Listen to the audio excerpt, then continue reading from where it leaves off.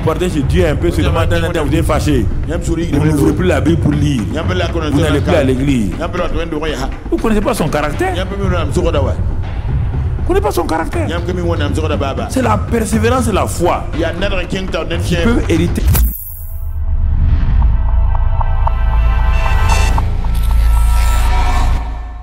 Alors, regardons bien.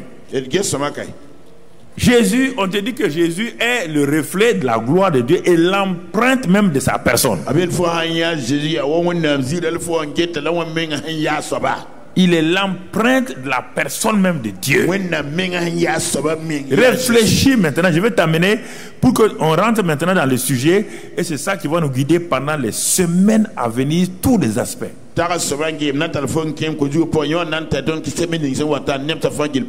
Regardons dans Marc 10 et comment Jésus va parler. Marc 10, verset 17. Comme Jésus se mettait en chemin, un homme accourut et se jetant à genoux devant lui et dit ceci: bon maître, bon maître, lui demanda-t-il, que dois-je faire pour hériter la vie éternelle? On s'arrête là. On va voir la suite après. Regardez. Toi, tu viens trouver quelqu'un.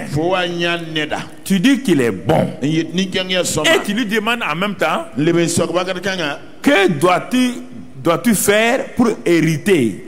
Vous voyez bien? Le caractère de la personne, c'est la bonté. Et toi, tu veux mériter la bonté. Regarde ta vie. Tu ne crois pas que Dieu est bon. Sinon, il y a des choses, tu ne le ferais pas. Dès le moment où il est bon, prends appui sur sa bonté. Par sa bonté fait des choses et des choses et des choses pour les gens. Il dit bon maître, que dois-je faire? Je ne veux pas ta bonté là. Je vais te prouver que toi tu es bon. Moi aussi je ne suis pas si mauvais que ça. Que dois-je faire pour hériter la vie éternelle? Parce que il faut être bon aussi pour hériter la vie éternelle. La vie éternelle ne se donne pas. Il faut la mériter. Voilà le raisonnement du jeune homme. Et voici le raisonnement de plusieurs d'entre nous. Le verset 18. Jésus le regarde. Il le regarde. Jésus lui dit: pourquoi m'appelles-tu bon? Ça veut pas dire que Jésus n'a pas dit que lui il est mauvais. Hein? Tu ne comprends pas la phrase. Il n'y a de bon que Dieu seul. Toi tu veux la vie éternelle. Et la vie éternelle vient de Dieu. Et Dieu est bon. Moi je suis l'incarnation de Dieu sur la terre.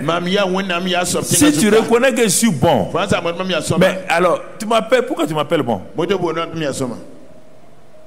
Tu m'appelles bon et tu veux faire des choses. Un homme bon donne des bonnes choses à son enfant. Ne dis pas qu'il va faire quelque chose. Si je suis bon, viens t'adresser à moi. Tu es un bon maître. Je veux la vie éternelle. Et je vais te dire ce qu'il faut faire. Mais toi, dis, qu'est-ce qu'il faut faire? Tu es un bon maître, mais pour la vie éternelle, là, c'est pas ça. C'est ce que je dois faire là, donner la vie éternelle. Il dit, mais pourquoi tu m'as appelé bon alors? Tu m'as appelé bon pourquoi? Vous l'appelez bon, bon, bon. Et une autre fois, il dit aux gens, pourquoi m'appelez-vous Seigneur si vous n'êtes pas soumis? Quand on appelle quelqu'un Seigneur, c'est qu'on est soumis à la personne. Jésus, vraiment, il a une sagesse. Il dit, pourquoi m'appelez-vous ça et vous faites le contraire? Pourquoi? Vous m'appelez Seigneur et vous me désobéissez. Vous m'appelez bon et vous voulez faire des choses pour montrer que vous aussi vous êtes bon. Pourquoi m'appelles-tu bon? Pourquoi? Il n'y a que Dieu seul qui soit bon. Donc tu ne me reconnais pas, hein? Que je suis le Dieu incarné. Et toi, tu viens devant moi. Tu vas faire des choses pour avoir la vie éternelle. C'est pourquoi Jésus dit, bon, ok, comme tu ne me reconnais pas là, on va aller sur ton chemin. C'est que tu veux, on va aller. Comme tu veux faire des choses pour avoir la vie éternelle, allons-y. Il commence les commandements. Quand il arrive au dernier, l'homme voit, le dernier il l'a réservé. C'est son cœur. Comme tu veux là. Tu vas aimer Dieu de tout ton cœur. De toute ta force. Alors si c'est ça, si tu aimes Dieu comme ça là, va, vends tes biens, viens et suis-moi. Il a dit non. Il est retourné triste. C'est parce qu'il n'a pas reconnu la bonté. Il est venu pour montrer que lui aussi il est quelqu'un. Et la plupart du temps, quand vous allez pour prier là, vous partez pour montrer à Dieu que vous voulez des choses pour que Dieu fasse ça. Si je jeûne et prie, il va faire. Dieu ne le fera pas parce que Dieu est bon. Il n'a pas besoin de ton jeûne et ta prière.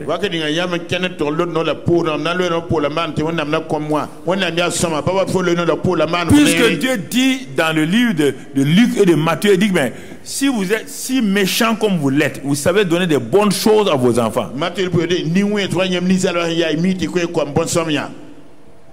Votre enfant a faim. Il demande du pain. Avez-vous déjà pris un caillou de donner? Non. Pourtant vous êtes méchant. Si les méchants savent faire du bien, du bon, et le bon lui-même alors, Dieu, Jésus interpelle notre pensée. Il dit vous n'avez pas compris encore. Ah, donc vous voulez nous taper la tête quoi? Ah, moi je suis bon. Mon père est méchant. Un royaume divisé contre lui-même, ça peut rester? Ah, il te pose la question. Ah, moi je suis bon. Mon père est mauvais. Ça peut aller.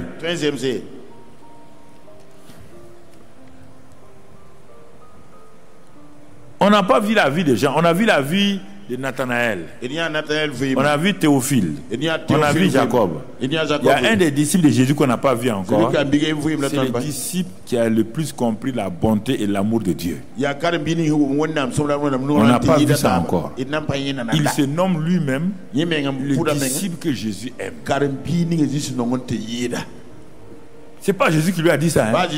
C'est pas quelqu'un qui lui a dit ça. Il a reconnu que Jésus là est source de bonté et d'amour. Et on trouve cette expérience seulement dans les évangiles de Jean et ensuite dans son épître.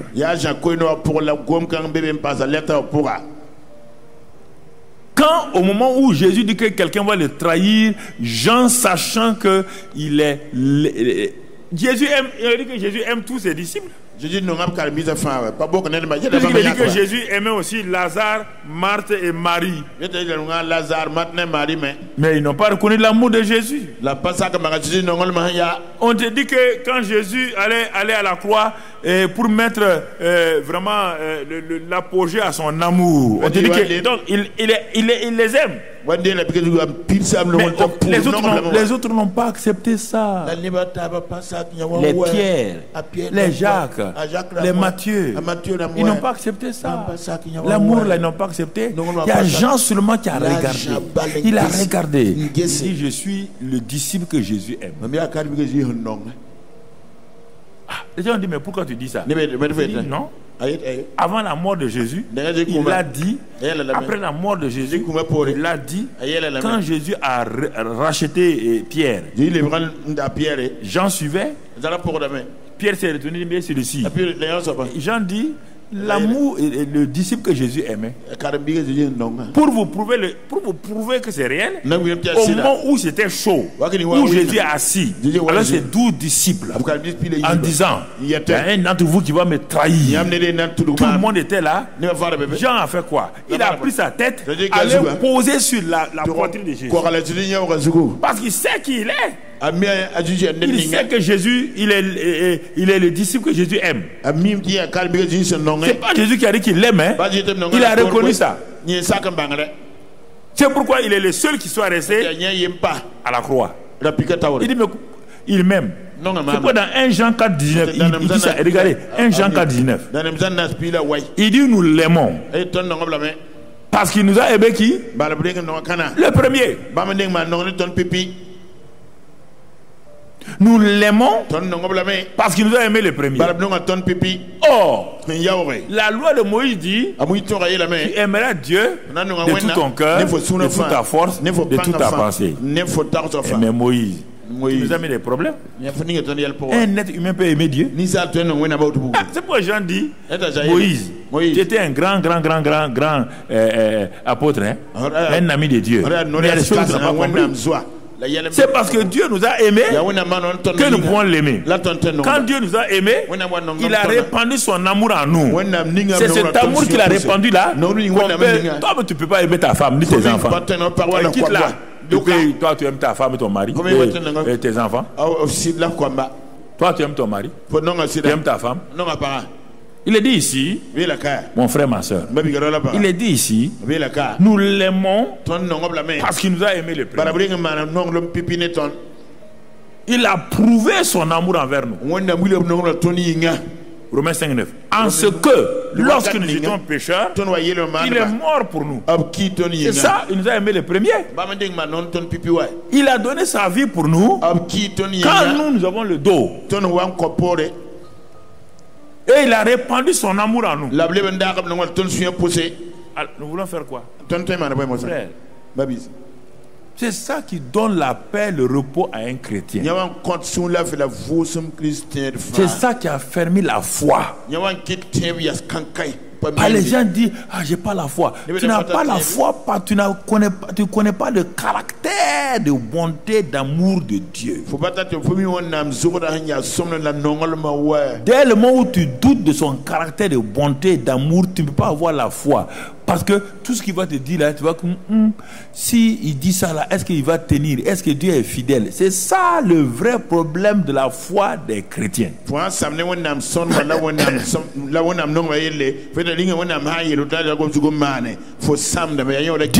tant aimé le monde.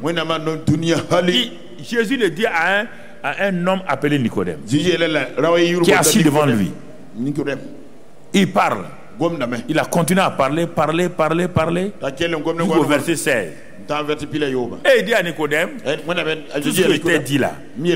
Voici maintenant la preuve. Dieu a tant aimé le monde qu'il a donné son Fils unique, afin que quiconque croit en lui ne périsse point et qu'il ait la vie éternelle. Voilà le jeune homme là. S'il avait entendu ça là, c'est ça qui... Nicodème est venu s'asseoir. Il a écouté. Il n'a pas réagi tout de suite. Mais plus tard, on le voit. Nicodème est un disciple de Jésus. Vous comprenez? Il faut t'asseoir, écouter. Il faut t'asseoir, examiner. Il faut t'asseoir pour voir. Nicodème est venu avec une pensée. C'était un grand maître. C'est un homme puissant. Dieu est avec lui. Quand il quitte, il découvre que c'est le Fils de Dieu. Il est l'empreinte de la personne de Dieu. C'est ça que Nicodème a découvert. Il n'est pas un simple sauveur. Il est l'empreinte même de la bonté de Dieu. C'est pourquoi Paul a compris ça. Pourquoi en dehors de Jean, c'est Paul qui parle de l'amour. Pourquoi il dit que l'amour ne peut pas faillir? Pourquoi Paul dit ces choses-là? Parce qu'il savait qu'il n'avait aucun amour en lui en tant qu'homme religieux. Il ne peut pas inventer l'amour. Mais quand l'amour l'a rencontré sur la route de Damas, c'est l'amour qui a terrassé ce fameux Saul de Tarse. Quand il a compris l'amour, c'est lui qui repart dans Romains 5, Romains 8, Romains 9, ensuite Romains 8, 32. Romains 8, 32, il dit: mais lui qui n'a point épargné son propre fils, qu'il a livré pour nous tous. Pour sauver les hommes, Dieu n'a pas dit je vais envoyer un ange. Il n'a pas épargné son propre fils. Nous sommes les hommes. Nous n'enverrons jamais nos fils. On va aller acheter des gens, des serviteurs, on va les envoyer. Même quand il pleut déjà, pour envoyer ton fils aller prendre une chose, tu vas aller appeler quelqu'un que tu appelles servante. C'est des faux mots comme ça. Moi j'ai horreur de ça, servante. C'est une fille dans ta maison, toi tu l'appelles servante. Des faux mots comme ça. Bonne. Comment vous allez utiliser des mots, faux mots comme ça là? J'ai horreur de ces mots là.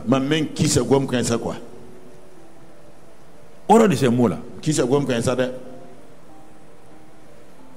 Ça c'est quel mot? Des personnes faites comme toi, tu es servant. Dieu, il a regardé au ciel, il y avait les anges, les archanges, les chérubins, les séraphins, pour sauver l'humanité. Il a laissé toutes ces choses-là, ces gens-là. Il a dit à son fils, tu vas les sauver. C'est ça l'amour. Et vous voulez douter de ça? Au temps de Moïse, c'était un ange qui venait. Mais à notre temps, c'est le Fils qui est venu. Dieu s'est fait homme pour te montrer combien tu es précieux, combien tu as de la valeur. Il s'est fait homme pour venir vers toi. Et tu dis qu'il ne t'aime pas parce qu'il ne t'a pas donné un diplôme, parce qu'il ne t'a pas donné une position, parce qu'il ne t'a pas donné un mari d'abord, parce qu'il ne t'a pas donné un homme d'abord. Dieu est intelligent, il ne t'a pas donné de mari. Parce que le mari qui te voulait là, en 3 mois, il a te caché la mâchoire. Et tu vas dire, c'est même Dieu maintenant. Tu savais que c'était un casseur de mâchoire et tu me l'as donné. Pourquoi vous êtes pressé? Quelque chose ne va. Le cœur. Le cœur. Vous voulez être chrétien et commander votre vie. Non.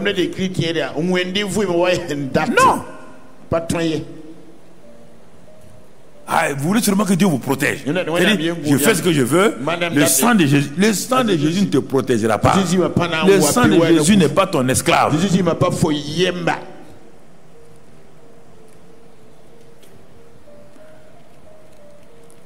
Moïse a mis le sang là.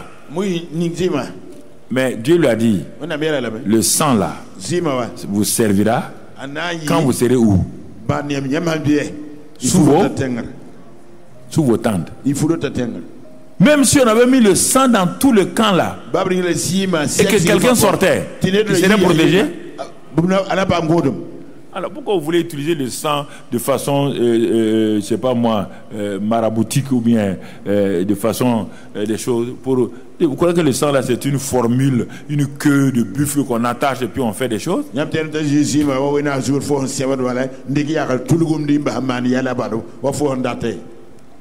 Le problème, nous ne voulons pas croire que Dieu est bon, Dieu est amour, il est compatissant, lent à la colère, riche en bonté, il est un Dieu fidèle.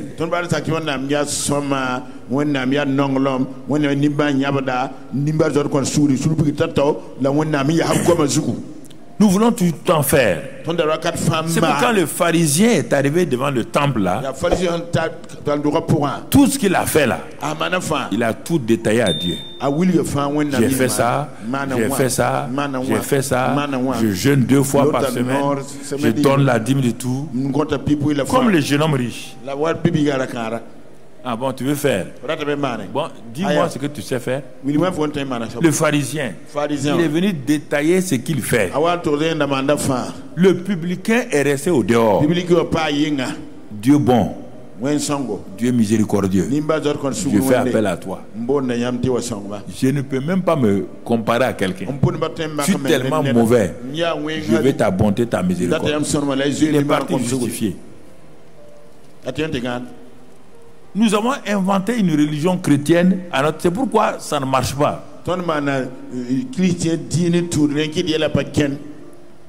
Pour comprendre la bonté de Dieu, il dit Jésus est l'empreinte. Il est venu nous montrer le vrai visage de Dieu parce qu'il est venu avec le Saint-Esprit ôter le voile pour qu'on voit Dieu tel qu'il est.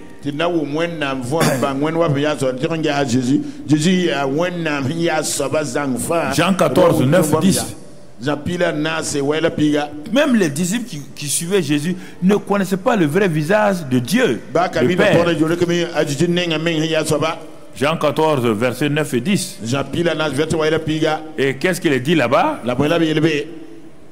Philippe dit, mais tu parles tout le temps du Père là. Depuis le temps de Moïse, on parle du Père. Les David, on parle du Père. Bon, Jésus. Comme tu dis que tu es son fils là, fais-nous une exception.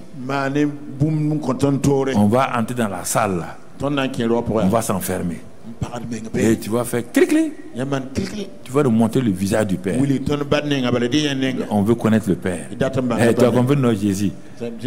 Il croyait que Jésus va dire Alléluia. Oh, mais Philippe, tu as compris.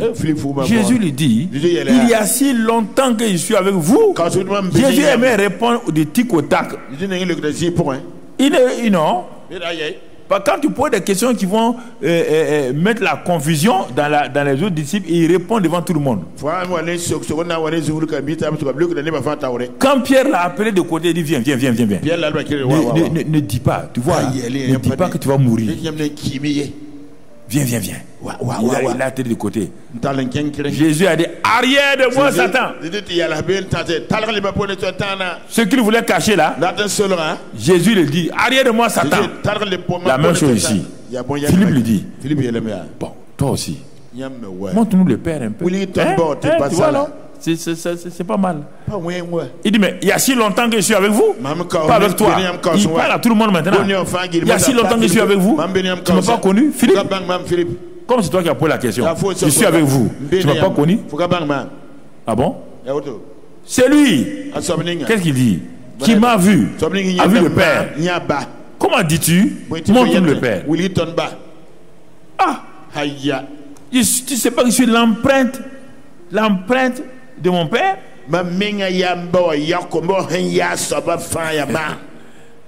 Ne crois-tu pas que je suis dans le Père et le Père est en moi? Toutes les paroles que je dis là, tout le bien que je fais là, c'est le Père comme ça. Ah. Mais moi, il ne nous a pas montré. Il dit, mais c'était voilé. Dans l'Ancien Testament, on ne voit pas. Il dit, mais c'était voilé. C'était l'ombre. La réalité est venue. Le Père n'a jamais changé. Jacques a dit, c'est après que Jacques a dit, il n'y a aucune ombre de variation en lui. Aucun changement en lui. C'est après que Jésus est parlé qu'ils ont compris. Es-tu un chrétien de l'Ancien Testament? Parce que tu veux justifier ta méchanceté, tu vas dire Dieu va voir tous mes ennemis là. N'oublie pas que David était sous l'Ancien Testament. Quand il dit qu'il va envoyer les flèches sur ses ennemis là, tu as déjà vu Jésus dire ce mot là, tuer quelqu'un dans le Nouveau Testament? Ils étaient... Oh.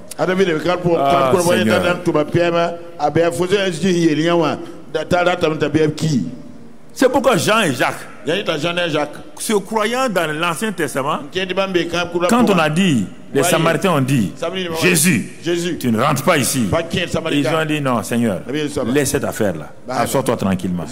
Mon frère et moi, on nous appelle les fils de tonnerre. On va envoyer le tonnerre sur les Samaritains. Ils vont plus recommencer. Jésus de leur dire, vous savez quel esprit vous anime? Ça c'est un mauvais esprit. Ah. Mais dans l'Ancien Testament on faisait ça. Il dit mais c'était voilé. La bonté était voilée. L'amour était voilé. C'est pourquoi vous ne comprenez pas. Je suis venu pour vous révéler la vraie face du Père. Le Père est bon. Il est amour. Il est compatissant. Mais dans l'Ancien Testament, celui qui va comprendre ça, c'est David. Parce qu'il a un sens spirituel aiguisé. Il n'a pas tout compris. Mais il a compris une seule chose, c'est que Dieu est bon, Dieu est compatissant, il est lent à la colère. Il a compris ça, Dieu est fidèle. C'est ce qui faisait que chaque fois qu'il y a un problème, il court vers Dieu. Chaque fois qu'il y a un problème, il se met devant Dieu, il se met à genoux devant Dieu. Il se s'humilie devant Dieu. C'est ça l'attitude que Dieu te demande. Fils, fille de Dieu, va devant lui, couche-toi. Papa, j'ai fait ça, c'est pas bon. Ce que j'ai fait là n'est pas bien. L'ennemi, j'ai donné l'occasion à l'ennemi de me frapper. C'est pas toi, c'est toi. J'ai donné l'occasion à l'ennemi de me frapper. Mon frère, ma soeur, si tu comprends ça, Jésus te révèle. Ça, c'est l'introduction de la bonté. Je suis en train d'introduire la bonté à partir de Jésus, qui est l'incarnation de la bonté du Père. Dans l'Ancien Testament, regardons quelques passages, ce que David dit. Dans le psaume 25, versets 8 et 9, il dit que le Dieu est bon et droit. Tu notes seulement. Psaume 25, versets 8 et 9. Il montre là-bas que Dieu est bon et droit. L'Éternel est bon et droit. C'est pourquoi il montre aux pécheurs la voie. Ce n'est pas les pécheurs qui viennent à lui. Il montre la voie aux pécheurs. Il conduit les humbles. C'est parce qu'il est bon qu'il fait ça. Psaume 59, verset 18. Là-bas, on dit Dieu est tout bon. Tout bon. Regardez. Oh, ma force, c'est toi que je célébrerai. Car Dieu, mon Dieu, tout bon. Tout bon. Dieu est tout bon. Ah, Dieu dit à David, toi là, tu m'épates quoi. Donc moi, je suis tout bon. Les gens disent que je suis méchant. Non, David dit, tu es tout bon. Tout bon. C'est un mot d'affection. Tu es tout bon. Tout bon. Et à cause de ça, tu es ma haute retraite. Dieu ne peut pas laisser tomber un gars comme ça. Tout bon. C'est-à-dire, il n'y a rien de mauvais en toi. Tu es tout bon. Tout. T-O-U-T. Mais si toi tu doutes de ça, à cause de tes problèmes, toi et Dieu, vous n'allez pas marcher ensemble. Tu as beau aller, va chez tous les prophètes, prophétesses, va. Donc tu décides qu'ils sont bons plus que Dieu. Va, continue à aller.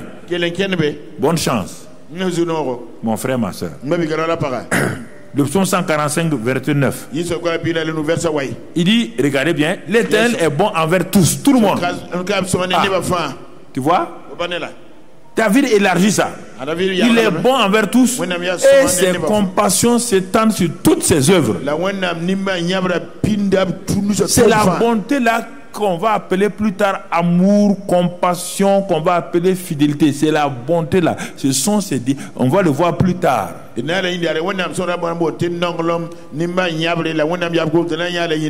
Quand tu as compris que Dieu est bon, sa bonté s'étend sur tous. C'est pourquoi il dit, parce que je suis bon, écoutez-le.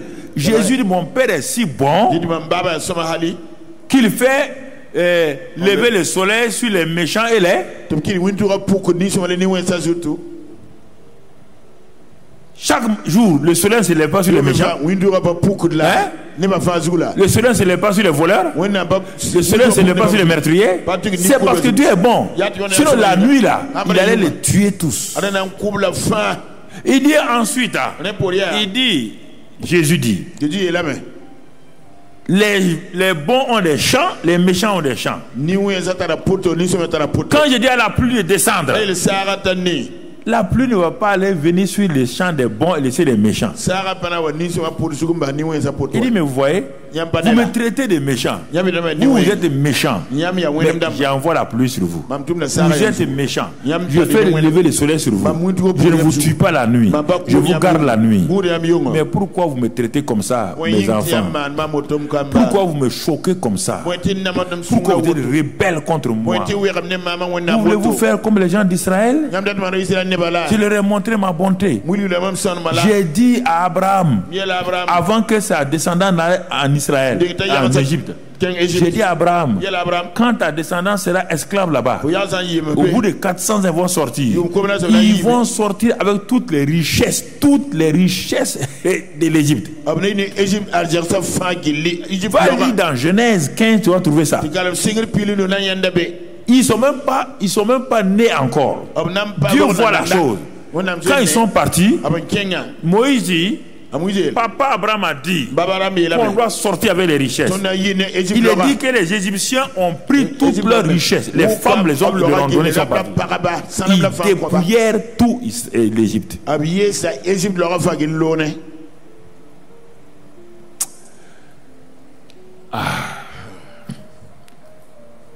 Quel est ce Dieu qui est bon aujourd'hui, méchant demain? Comment je vais avoir foi dans un Dieu versatile comme ça? Comment veux-tu avoir foi? Un Dieu qui, ce matin, il est là, le soir, on ne peut pas l'approcher. Papa, le soir là, il est devenu feu. Si tu ne crois pas, même va vers ton chien, le chien que tu aimes là. Va vers lui. Ce que je te dis là, va vers lui. Quand il te voit venir, il court vers toi. Mais je te dis, même les animaux vont te prouver que ce que tu fais là, Dieu ne sera jamais d'accord avec toi. Ce jour-là, tu arrives. Tu sors un gigot. Le chien fait, il court vers toi. Au moment où il va prendre le gigot là, tu lèves un gourdin. Le chien fait quoi? Tu poses la question. Est-ce qu'il va s'approcher de toi encore? Même le chien, il va dire mon maître a changé. Il a une double nature, il est schizophrène. C'est un schizophrène. Il a deux natures. Il me donne le gigot, il lève le gourdin. Même le chien discerne entre le gigot et le gourdin. Le gourdin ressemble au gigot, mais il sait que ce n'est pas du gigot. Alors, comment veux-tu prendre un Dieu comme ça, un Dieu qui te présente des gigots, des bénédictions, et qui te présente des malédictions? Comment veux-tu avoir confiance en lui? Et pour la question, répondez-moi. Pourquoi votre foi vacille là? C'est ça. Et vous mettez ça sur les gens. Parce que lui il a fait comme ça. Lui là, il m'aime pas. Au service, tu ne connais pas que Dieu est bon. La bonté de Dieu, il faut la découvrir. Il faut l'accepter. Et tu vas voir. Mais Dieu est si bon. Tu n'as pas découvert ça? Moi je priais. Mais je ne me suis jamais assis pour bénir Dieu, pour le louer, pour lui dire que vraiment il est bon. Je n'ai pas reconnu ça. Je partais pour qu'on prie pour moi, qu'on prie ici, qu'on prie là. Mais moi je ne me suis jamais assis pour voir que Dieu est bon.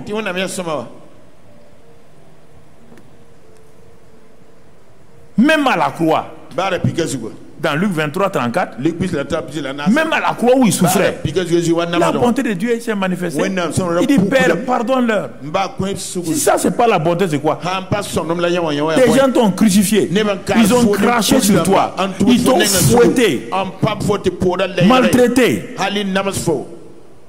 Et tu dis à la croix, comment tu souffrais? Pardonne-leur. C'est l'expression de la bonté qu'on appelle amour. Et quand il s'agit de sauver les malades, qu'on appelle compassion. Donc, cette bonté-là a plusieurs noms qu'on va voir au fur et à mesure.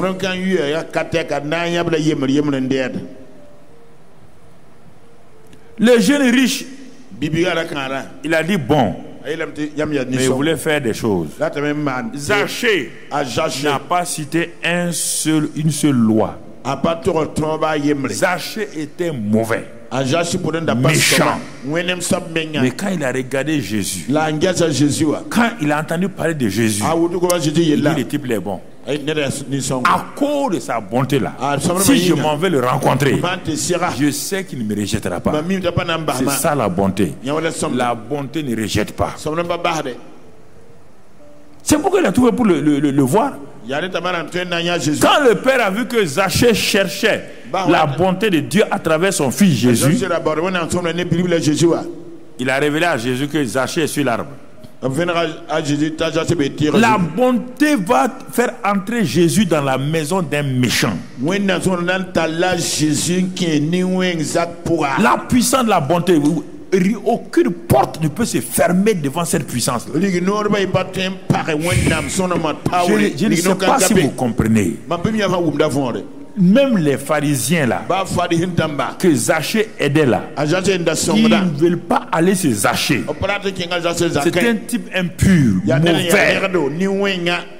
Et ils voient Jésus, qui se dit fils de Dieu, le Saint d'Israël, qui prend la route de la maison de Zaché, et qui rentre ses Zaché, qui mange ses Zaché, et qui dit à Zaché, le salut est entré aujourd'hui. Les gens ont dit non, Jésus n'allait pas avec la vérité. Mais pourquoi? Quand tu reconnais la bonté ouvre la porte de Dieu dans ta maison. Si tu reconnais la bonté de Dieu, tu viens d'ouvrir une grande porte pour toi au nom de Jésus. Tu viens d'ouvrir une porte. La porte à laquelle tu aspirais il y a longtemps par les jeûnes, les prières, reconnais seulement sa bonté. Le jeune homme riche n'a pas reconnu ça. Il est parti. Regarde les 10 lépreux. On va revenir sur ces détails-là quand on va arriver à la bonté, la maladie, la bonté et les malédictions. Quand on va arriver sur tout ça là. Les 10 lépreux sont des maudits, ils ne doivent pas aller, même dans leur famille, leurs femmes, leurs enfants ne doivent pas les accueillir. Mais ils ont entendu parler de Jésus. Ils ont tellement entendu parler de lui qu'ils ont dit cet homme-là, c'est la bonté même de Dieu incarné. Faisons tout. Parce que si on rentre en ville là, sans prendre un bon chemin, si les gens nous rencontrent, ils vont nous lapider. Renseignez-vous pour voir où il est. On va prendre un chemin rapidement de le rencontrer. C'est ça qu'ils ont fait. Quand ils ont su que Jésus était là, ils ont regardé quel chemin peut aller là-bas sans que les pharisiens ne lapident. Ils sont allés rapidement. Quand ils sont allés, ils ont crié à Jésus. Ils n'ont pas le droit de se présenter devant un prêtre. Et se prêtent devant le souverain sacrificateur Jésus.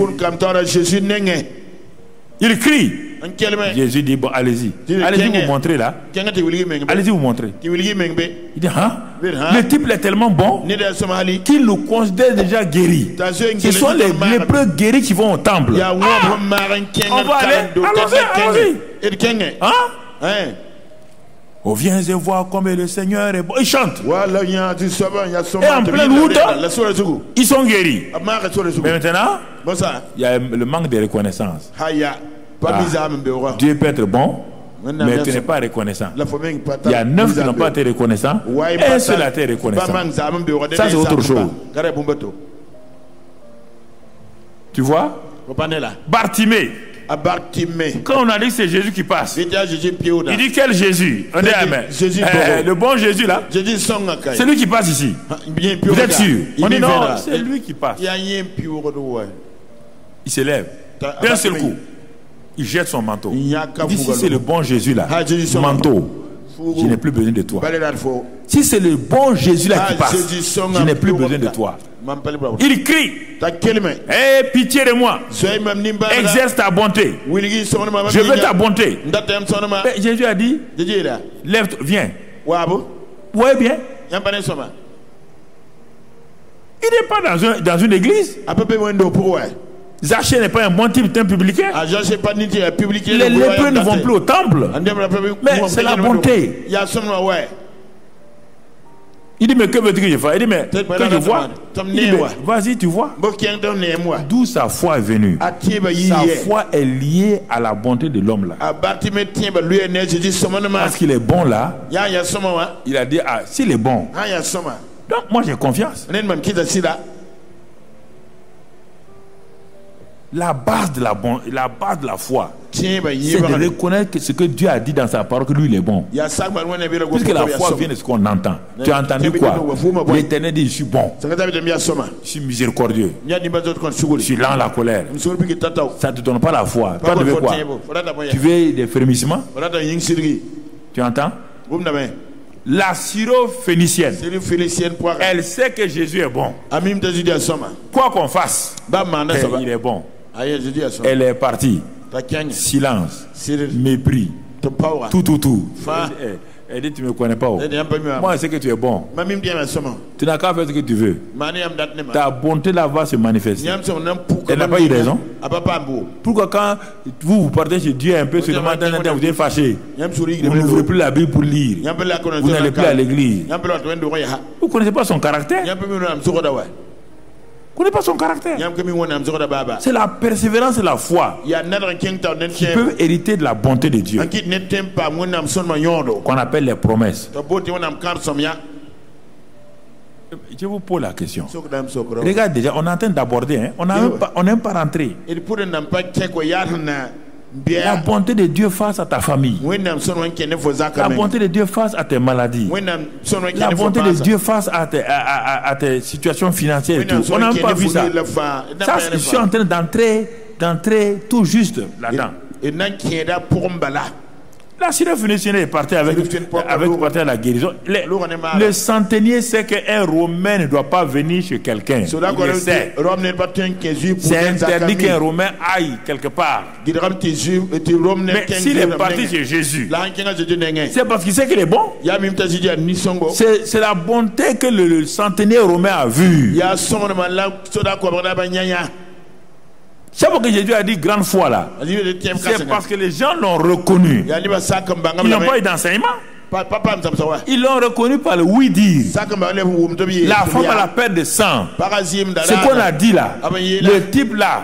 Quelle que soit ta méchanceté. Nous on a vu l'autre jour là. On a pris une femme là. Parce qu'elle a commis adultère. On voulait la lapider. Il a dit non. On a vu ça. Il est rentré chez Simon, le méchant type. Il est rentré là-bas.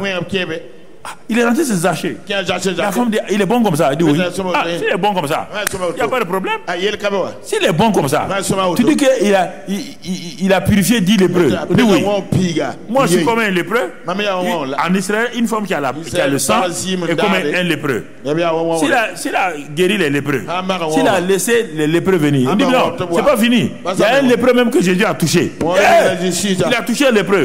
Ah non, le type est bon. Et s'est levé. Elle n'a pas été guérie. Je te pose la question. Regarde ta vie. Tu dis que tu crois que Dieu est bon. Tu crois que Dieu est bon. Et toi tu traînes tes affaires encore. Dieu est bon, tu traînes tes problèmes. Toi tu as rencontré le Dieu bon et tu es parti à ton fardeau. Tu as rencontré le Dieu bon, tu es parti à ton fardeau. Hein? Et gars, sa bonté l'a amené à la tombe de Lazare. Sa bonté ne l'a pas. Tu comprends? C'est sa bonté qui a fait qu'il a dit d'ouvrir la tombe là, malgré l'odeur là. Il a ouvert.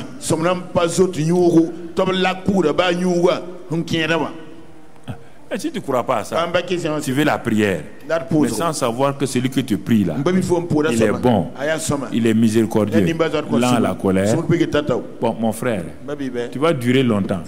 À la fin, tu es aigre, tu es dans l'amertume, tu es découragé, tu ne veux plus aller à l'église, et tu envies les gens, tu accuses les gens. Non, mon ami.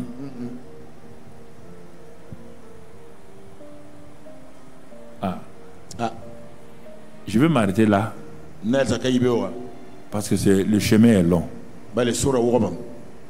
Tant que ça ne s'est pas rentré dans votre cœur, toutes vos prières là, elles vont finir en queue de poisson.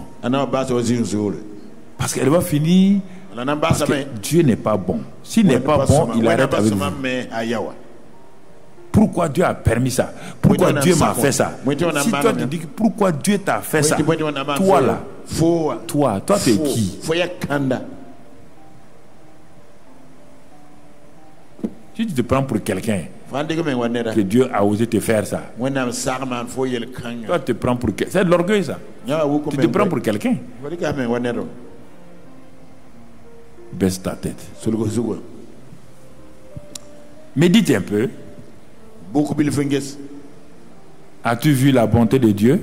Le cantique dit quand je vois ta bonté. Est-ce que tu vois la bonté de Dieu face à toi? Le Dieu que je t'ai présenté maintenant est le Dieu bon.